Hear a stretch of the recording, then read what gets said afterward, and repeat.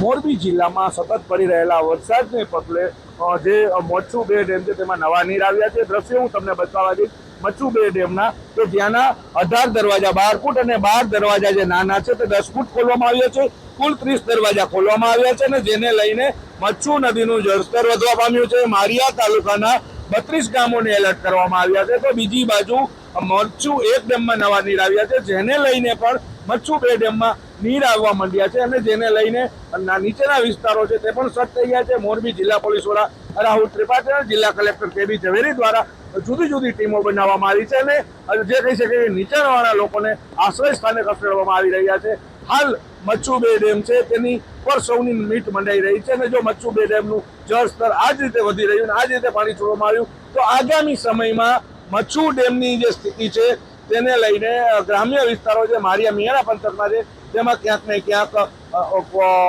તારાજી સર્જાય તેવી ભીતિ સેવાઈ રહી છે. અતુલ જોશી, ન્યૂઝ 18 ગુજરાતી, મોરબી.